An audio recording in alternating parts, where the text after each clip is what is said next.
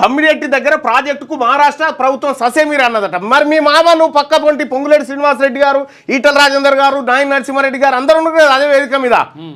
మరి ససేమిరా అంటే మీ మామ వచ్చి ఈడ జనానికి అవ్వద్దని చెప్పిండా, నేను కుదురుకొచ్చిన ఒప్పందం అని.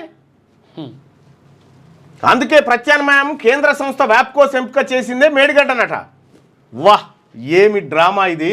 మేడిగడ్డలోని 85వ పియర్లలో కుంగినవి 2.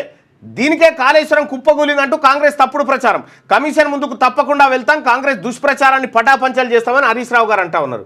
భవిష్యత్తులో ప్రతికూల పరిస్థితుల్లోనూ తెలంగాణ రాష్ట్రానికి కల్పతరు కాంగ్రెస్ కాళేశ్వరం ప్రాజెక్ట్ అని భరాసా సీనియర్ నేత మాజీ మంత్రి టి హరీష్ రావు స్పష్టం చేశారు. హైదరాబాద్కు 30 టీఎంసీలు, జనగామ, కరీంనగర్, మేడ్చల్ తదితర జిల్లాలకు 10 టీఎంసీలు, పరిశ్రమలకు 16 టీఎంసీలు వచ్చినట్టే చెప్పారు అనుకోరు అదురే.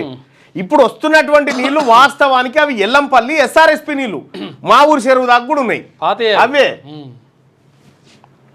పచ్చబద్దాలు చెప్పింది నిన్న. సరే దాన్ని మొత్తం చూసిన తర్వాత కౌంటర్ ఏందని చూద్దాం.